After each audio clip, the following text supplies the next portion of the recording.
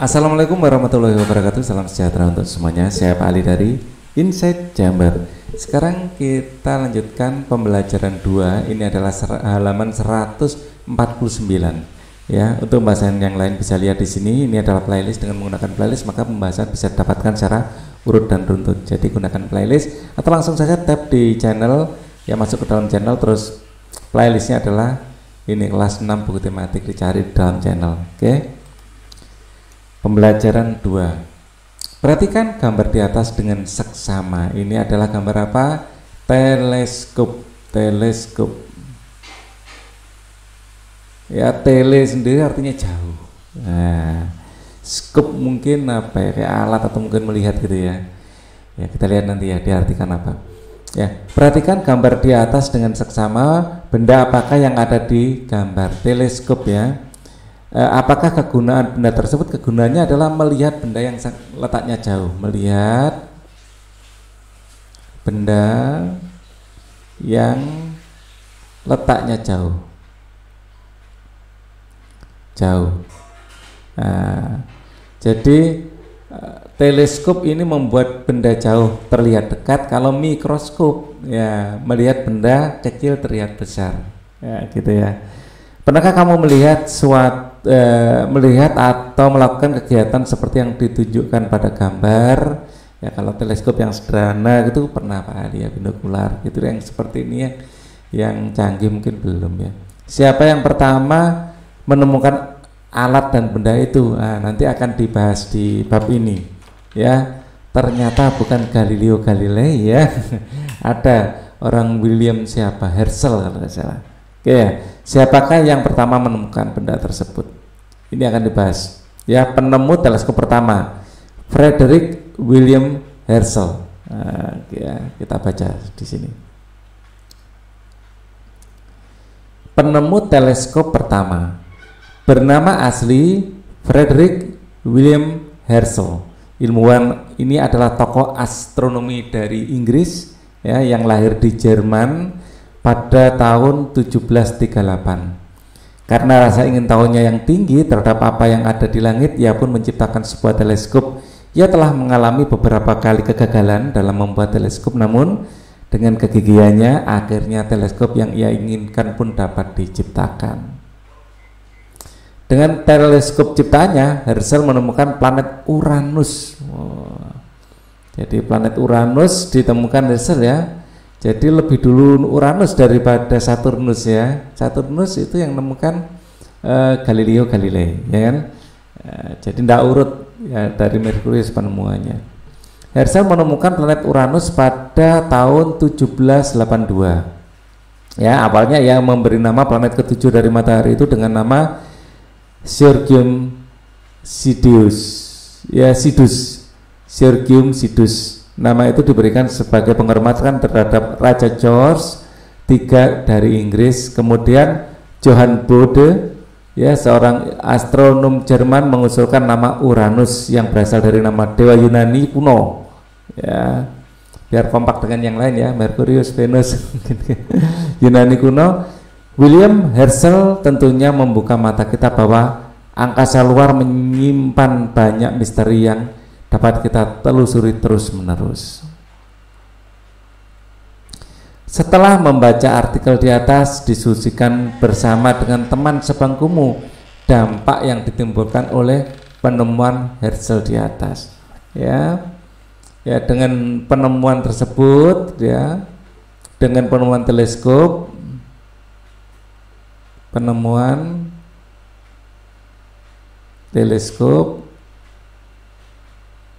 ya, maka penelitian ilmu astronomi berkembang semakin pesat ya.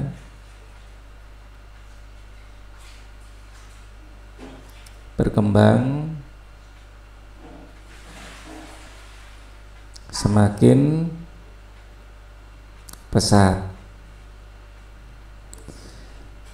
William Herschel menjelajah angkasa luar dengan teleskopnya hingga menemukan planet Uranus. Tahukah kamu bahwa para ahli astronomi membagi planet-planet dalam tata surya menjadi dua kelompok menurut orbit asteroid. Ya, Kumpulan asteroid yang membentuk sabuk asteroid ini berada di antara planet Mars dan Jupiter. Kumpulan asteroid ini juga berputar mengelilingi matahari dalam orbitnya. Para ahli membagi planet-planet dalam tata surya berdasarkan orbit asteroid menjadi dua kelompok, yaitu planet dalam dan planet luar. Planet dalam adalah planet-planet dalam tata surya yang berada dalam orbit asteroid. Yang termasuk planet dalam adalah Merkurius, Venus, Bumi, dan Mars. Sedangkan planet luar adalah yang di luar itu ya, mulai Jupiter sampai Neptunus. Jadi Jupiter, Saturnus, Uranus, dan Neptunus. Semua ini adalah nama-nama dewa ya. Tahukah kamu yang membedakan planet dalam dan planet luar?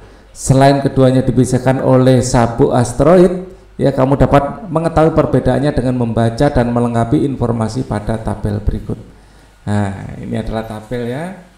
Mari kita, faktor pembedanya apa ini? Ukuran, ya, ukuran. Ya. Planet dalam berukuran kecil dan planet luar berukuran besar. Ya. Terdiri atas benda padat dan terdiri atas gas, materi, pembentuk.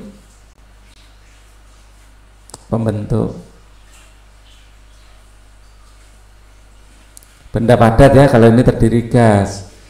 Jarak dari matahari, berjarak dekat dari matahari ini jauh. Jarak dari matahari. Dan di sini mengelilingi matahari dalam waktu pendek, mengelilingi matahari dalam waktu panjang, ini skala revolusi. Evolusi ya, karya revolusi bukan evolusi ya, revolusi ada R-nya. Berdasarkan data di atas, lakukanlah perbaikan pada model tata surya 3 dimensi yang kamu buat dengan menambahkan keterangan ya planet dalam dan planet luar ini. Bagaimana dengan model tata surya yang telah kamu siapkan? Kamu sekarang telah memiliki data yang lengkap untuk membuat model tata surya akurat. Jika kamu masih belum mendapatkan ide untuk membuatnya, ya, cara membuat model tata surya 3 dimensi berikut ini mungkin dapat membantumu. Ya, sediakan alat dan bahan, balon atau bola plastik, cat kuas, tali rafia, koran bekas, dan lem. Cara mengerjakan: tiup balon sesuai dengan ukuran yang kamu inginkan, sesuai data yang kamu miliki. Gunakan balon untuk planet-planet yang berukuran besar ya, yang berukuran kecil tadi mungkin bola ya, mungkin tanah liat ya, berukuran besar pakai balon. Kamu dapat menggunakan bola plastik kecil untuk planet-planet kecilmu ya, atau mungkin bola plastik kecil, atau mungkin tanah liat atau plastisin ya. Untuk planet kecil, planet besarnya pakai balon. Tempelkan koran sehingga menutupi seluruh permukaan bola plastik.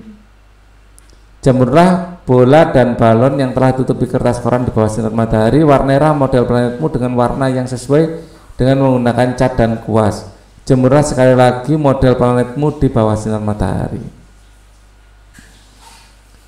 Tempat tanpa bayangan. Wih, kayak ilmu saja ya. Dulu kalau di film kungfu itu ada tendangan tanpa bayangan. Tempat tanpa bayangan. Sahabatku Ina, halo, bagaimana kabarmu? Semoga baik-baik saja seperti aku ya. Aku ingin menceritakan pengalaman pribadiku kepadamu, In. Semoga lain waktu kita dapat mengalaminya bersama ya. Aku baru saja tiba di kota Pontianak. Aku diajak ayah ke tempat tanpa bayangan. Menarik ya namanya. Kamu pasti penasaran sama aku ya. Aku juga penasaran. Kamu pasti penasaran sama, aku juga penasaran gitu ya. Sejak berangkat aku pun berusaha membayangkan akan seperti apa tempat itu. Ya. Aku menghabiskan perjalanan selama 30 menit untuk tiba di suatu tempat. Aku sempat bingung dan bertanya pada ayah, mengapa tempatnya seperti itu? Tidak seperti yang kubayangkan. Ternyata tempat itu bernama Tugu Katulistiwa, kata ayah. Semua benda yang ada di sini tidak memiliki bayangannya karena tugu ini tepat pada posisi garis lintang 0. Ya, semula aku pikir di sini semua benda tidak memiliki bayangan untuk selamanya. Ternyata aku salah. Itu hanya terjadi 2 kali dalam setahun, yaitu setiap tanggal 21 sampai 23 Maret dan tanggal 21 sampai 23 September.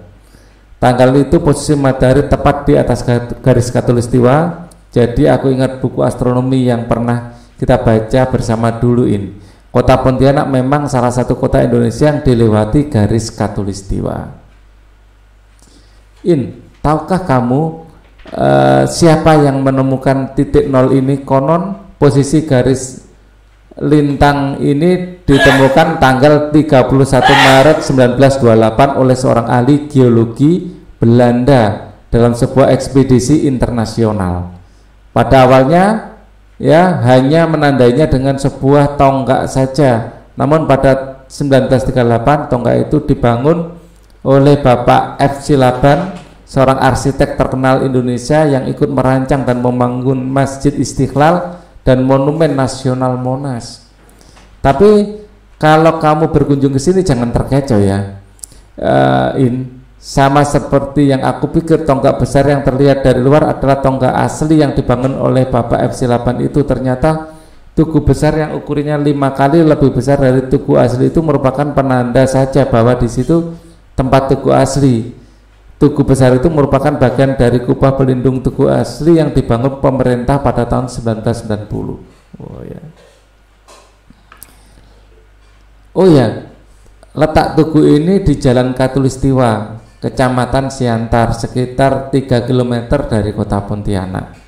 Makanya aku hanya mengingatkan kalau ke Pontianak jangan lupa berkunjung ke tempat ini ya. Seru juga merasakan hari tanpa bayangan. Aku sudahi dulu ya ceritaku sampai di sini. Sampai jumpa lagi. Salam manis, Arika. Ya, ini adalah surat dari Arika untuk Ina. Oke, kita lanjutkan.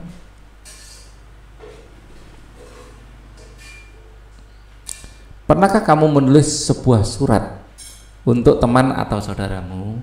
Kalau Pak Ali pernah, karena di zaman dulu belum ada SMS, belum ada internet, ya kalau berkirim kabar pakai surat. Gimana dengan kalian? Pernah enggak? Atau pernahkah kamu menceritakan pengalamanmu pada saat berkunjung ke tempat yang menarik? Ya, cerita fiksi di atas mungkin dapat membantu mengingatkan pengalaman serupa. Lakukanlah kegiatan berikut ini untuk menceritakan pengalaman yang hampir sama dengan cerita fiksi di atas. Ya, gambarkan dan jelaskan tentang peristiwa yang terjadi dalam cerita di atas dengan menggunakan diagram di bawah ini. Ya, gambarkan peristiwa serupa denganmu atau orang-orang yang kamu kenal dengan menggunakan diagram di bawah ini. Ya, mungkin pengalaman pergi ke kebun binatang mungkin ya. Jadi kalau pengalaman dari kebun binatang bisa mungkin menceritakan ya taman safari atau kebun binatang gitu. Di sana ternyata ada gajah, ya, ada jerapah yang ada di dalam kandang ya. Sini bisa menceritakan di sini ada gajah, ya, ada gajah. Ya, di sini ada jerapah, ya bisa diceritakan. Ini contoh saja, ya di jalan-jalannya, ya, pengalaman ke kebun binatang, di kebun binatang melihat ya berbagai macam binatang, ya melihat berbagai jenis binatang ya seperti di buku di pelajaran.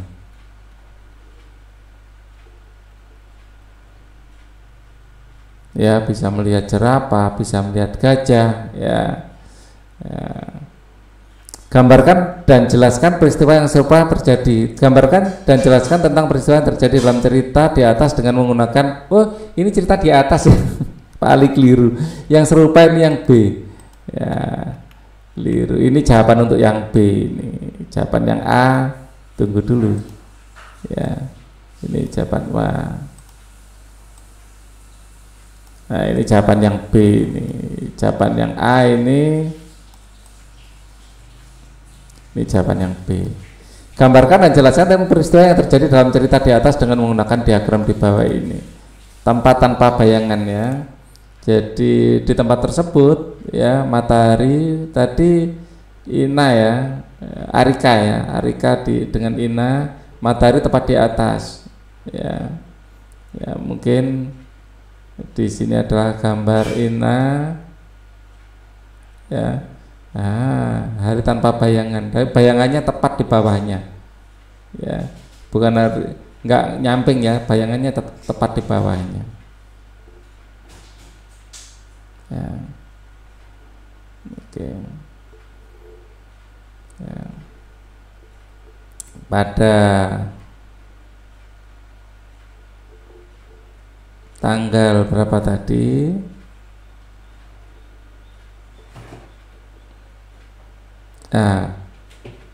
21 sampai 23 Maret dan 21 sampai 23 September ya.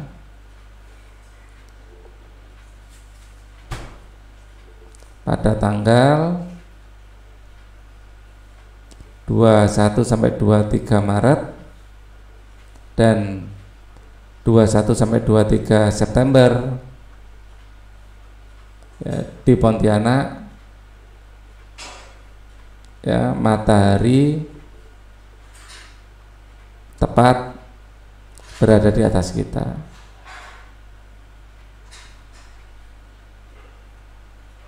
Ya, jadi kita seolah tidak memiliki bayangan. Ya, kita seolah-olah tidak memiliki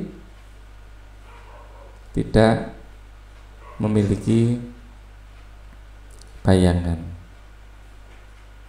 ya, atau bayangan tepat di bawah kita, jadi nggak bisa ngelihat kita. Ya, kalau misalnya tonggak kayu seperti ini ya, sama sekali tidak ada bayangannya ya. Kalau kita kan masih ada ruang di sini ya, jadi kelihatan bayangannya. Kalau kayu seperti ini tanpa bayangan ya, hari tanpa bayangan ya. Nah, ini pengalaman yang serupa mungkin ya. Nah, buatlah sebuah surat kepada teman atau kerabatmu tentang pengalamanmu berkunjung ke tempat yang menarik atau pengalaman lain yang menarik. Tuliskan suratmu di bawah ini. Ya, kita bisa membuat sama seperti ini ya. Misalnya, ya, kita mulai dari salam sahabatku, siapa, Budi misalnya. Sahabatku Budi, aku baru saja ya diajak ke taman safari ya, di sana tempatnya indah dan koleksi hewannya banyak.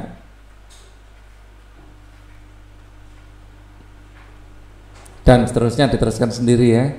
Nah, jadi kayak menulis surat gitu, kayak bercerita ya. Di sana hewannya banyak, ada gajah, ada harimau, ada jerapah. Saya sangat senang sekali ya. Di sana juga dijual wortel untuk memberi makan hewan-hewan tertentu, dan saya diizinkan untuk memberi makan gajah ya. Rasanya campur aduk antara takut dan senang memberi makan gajah ya, tetapi karena banyak orang yang melakukan juga, aku memberanikan diri dan akhirnya ya semua wortel yang aku beli habis dimakan gajah misalnya gitu ya. Di sana juga kita bisa dengan mengendarai mobil berkeliling taman yang sangat besar. Setiap tangan beda-bedakan menurut negaranya masing-masing. Ada negara Afrika yang berisi hewan-hewan dari Afrika, ada negara Amerika yang berisi hewan-hewan dari negara Amerika, ada Australia yang berisi hewan-hewan khas negara Australia dan tentu saja dari Indonesia.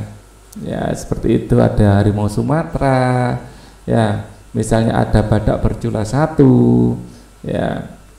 Di sana juga aku melihat kuda Nil. Kuda Nil terlihat begitu tenang, tapi menurut papaku, kuda Nil di alam liar termasuk hewan yang sangat sangat buas, ya. Sering terjadi penyerangan yang dilakukan oleh kuda Nil di alam liar, ya. Kemudian setelah berkeliling-keliling di sana juga disediakan tempat untuk makan siang. Saya di sana makan daging rusa. Ternyata di sana juga dijual daging rusa. Itu adalah pengalaman pertamaku makan daging rusa, misalnya seperti itu. Bisa dilanjutkan, di sana juga ada tempat permainan. Jadi selain disediakan hewan-hewan, di sana ada tempat permainan. Aku agak menyesal tidak membawa baju renang. Ternyata di Taman Safari ada kolam renang yang bagus. Saya berjanji dalam hati, nanti kalau ke Taman Safari lagi, aku akan membawa baju renang, ya. Dan ayah sudah berjanji kapan-kapan mau mengajak ke sana lagi. Itulah pengalamanku ke Taman Safari. Ya, misalnya seperti itu, ya. Nah, ceritakan pengalamanmu serupa dengan cerita di atas dengan menggunakan gambar yang telah kamu buat. Lalu bacakanlah surat yang kamu buat kepada temanmu secara bergantian. Adakah pengalaman menarik temanmu yang paling kamu suka? Ya. Wah, tentang pengalamanmu berkunjung di kota Pontianak itu menarik sekali, Siti. Aku ingin berkunjung ke sana juga. Iya, aku mengagumi Tugu Katulistiwa yang dibuat oleh salah satu arsitek Indonesia yang terkenal. Nah, di sana juga dijual berbagai macam cindramata, ya, membentuk Tugu Katulistiwa. Ini salah satunya gantungan kunci berbentuk Tugu Katulistiwa mini. Ya, menarik sekali. Aku juga bawa sesuatu yang menarik dari Yogyakarta City. Coba kamu perhatikan lebih dekat, pasti kamu akan mengaguminya seperti aku. Oh, nih benda ini terbuat dari kaleng bekas minuman soda. Indah sekali, pasti membuatnya sangat kreatif sehingga membuat benda seni yang menyerupai sepeda motor dari bahan bekas. Benar sih, benda seni ini sungguh luar biasa hingga aku ingin mengetahuinya lebih dalam. Sepertinya ada artikel yang bisa kita baca untuk mengetahui lebih dalam. Yuk kita baca bersama. Seni patung konstruksi. Seni kerajinan membuat patung atau seni kerajinan patung Indonesia sudah sejak lama berkembang pesat di daerah Indonesia. Hampir semua daerah Indonesia memiliki kerajinan patung benda tiga dimensi yang memiliki tinggi, panjang, dan lebar tertentu yang dapat disentuh. Membuat patung memerlukan beberapa teknik, salah satunya adalah teknik merakit. Teknik ini dilakukan dengan merangkai atau merakit beberapa potong bahan-bahan untuk membentuk sebuah patung. Dalam membuat patung dengan teknik ini diperlukan alat-alat yang sangat bergantung pada bahan yang digunakan. Jika bahan yang digunakan berupa logam, maka alatnya akan berbeda jika bahan yang digunakan terbuat dari kertas. Kali juga pernah melihat ini patung terbuat dari bahan bekas dan itu bagus sekali, ya. Di sekeliling kita terdapat beberapa contoh seni kerajinan patung yang menggunakan teknik ini. Salah satunya yang dilakukan Pak Ujang dari Bandung yang membuat miniatur kendaraan skuter berbahan kaleng bekas minuman dengan menggunakan alat sederhana seperti gunting, lem, penggaris, dan tang. Pak Ujang mampu merangkai potongan kaleng bekas tersebut menjadi miniatur skuter. Wah, kaleng bekas jadi miniatur skuter, ya, keren. Oke, ya. Ya, ini adalah kreativitas memanfaatkan sampah jadikan hiasan. Ya, kreativitas itu yang dibeli. Ya, ada juga seniman asal Malang, ya, Ono Sumarsono, yang membuat seni patung logam yang terbuat dari bahan besi tua bekas pakai.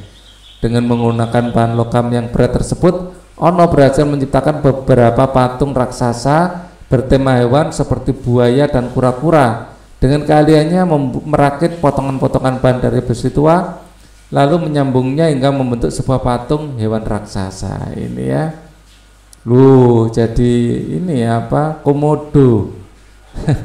Luar biasa. Berdasarkan bacaan di atas, lakukanlah diskusi dengan teman sekelompokmu untuk informasi tentang beberapa hal berikut. Lengkapilah tabel berikut ini dengan mencari tahu alat dan bahan yang digunakan pada patung serta tema yang disajikannya. Ini dari gambar ini kita zoom ya biar besar. Ya, terlihat ini dari logam. Ya, dari logam ya, potongan-potongan logam. Ya. Mungkin di sini dari arloji bekas atau apa gitu ya, dari logam. Ya. Tema patung adalah motor besar. Ya, motor besar. Ya. Atau motor gede ya, orang menyebutnya moge. Ya, motor gede. Gede itu bahasa Jawa, artinya besar, ya. Jadi orang kadang menyebutnya ini moge. Ya, alat dan bahan yang digunakan ini bahan yang digunakan adalah logam, ya, logam bekas ya, logam besi atau besi tua, ya, yang sudah tidak terpakai. Alat dan bahan kelihatannya ini tidak terlalu besar juga. Mungkin yang dibutuhkan adalah lem, ya, cat, ya, cat dan lem. Pak Ali pernah bikin seperti ini masalahnya, ya. Kemudian ini terbuat dari kardus, ya. Dari kardus ini adalah robot, ya, robot Gundam ya, jenis Gundam, ya. Nah, ini terbuat dari kardus ya, kardus bekas. Ini pasti butuh lem, ya. Mungkin juga butuh ini ya, staples, ya. Nah, ini yang dibutuhkan, paling lem dan staples. Mungkin juga ini apa, lakban itu ya. Ya, ini terbuat dari plastik. Ini adalah temanya helikopter.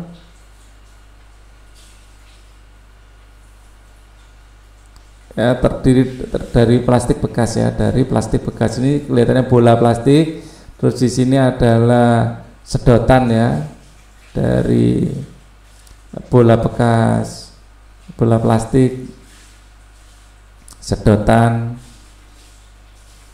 Ya, botol plastik bekas.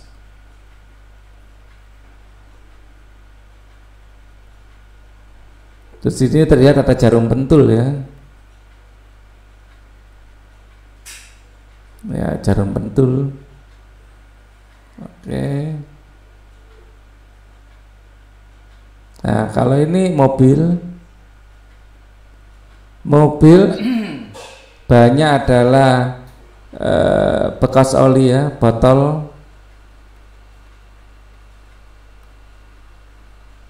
oli bekas ya, mungkin tutup botol bekas, botol plastik ya, pasti di situ dibutuhkan lem. Untuk ininya, untuk asnya itu mungkin dibutuhkan kawat ya, kawat. Ya. Ini terbuat dari kayu kelihatannya. Tema patung hewan. Ya, dalam hal ini adalah kijang ya. Alat dan bahan yang digunakan pasti butuh kayu. Ya, kemudian paku. Ya, pasangannya paku ini palu. Mungkin juga lem kayu. Gergaji pasti ya. Nah, kalau ini dari logam, sendok bekas, ini dari sendok bekas manusia, patung manusia. Ya, dari sendok bekas, sendok ya, sendok garpu. Mungkin alat las. Nah, itu yang dibutuhkan, cat mungkin ya. Ya. Oke, mungkin butuh juga amplas ya. Mungkin yang lain ini kerjanya ini juga butuh amplas ini. Ya, oke. Kemudian patung manakah yang paling kamu sukai? Gundam dong. Robot Gundam. Patung manakah yang kau jelaskan alasanmu? Karena mengingatkan masa kecil, terus terang ini mengingatkan masa kecil. Ya, karakter ya yang disukai. Ya. Patung manakah yang ingin kamu buat dengan menggunakan alat dan bahan yang kamu miliki? Jelaskan alasanmu. Ya, mungkin dulu yang benar-benar Pak Ali pernah bikin ini yang motor gede. Ya, pernah membuat seperti itu. Ya, saya terus itu aja. Kalian terserah bebas ya menulis yang lain, ini hanya contoh. Ya, motor besar karena bahannya sesuai, memiliki bahan yang sesuai, misalnya nyarinya di gudang ya, tempel-tempel gitu pakai lem. Patung seperti apa yang kamu buat? Ya, motor besar. Ya, kesimpulan apakah yang dapat kamu buat dari kegiatan di atas?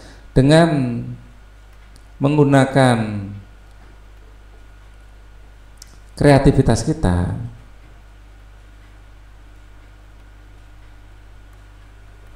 ya, kita bisa mengubah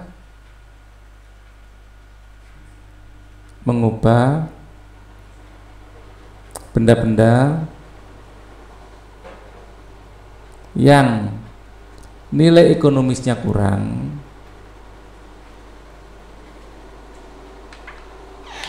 kecil, ya, bahkan sampah, ya, menjadi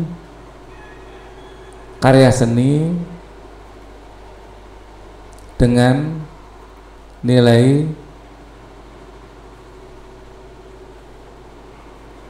ekonomis yang tinggi, bahkan bisa dijadikan cenderamata ya.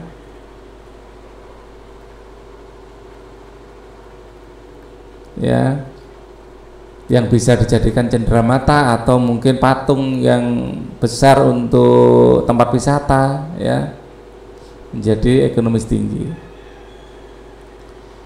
Nilai dan sikap apa saja yang dapat kamu dapatkan dari para tokoh penemu benda-benda luar angkasa? Rasa ingin tahu, ya, kreativitas, inovasi. Nah, ini yang paling ya, kegigihan. Masih ada ya kegigihan. Ya, walaupun gagal, coba lagi. Hal apa yang ingin kamu ketahui tentang para tokoh penjelajah ruang angkasa? Ya, bagaimana mempersiapkan diri untuk menjadi seorang astronot? Ya, cara mempersiapkan diri untuk menjadi seorang astronot, menjadi seorang astronot atau kosmonot ya.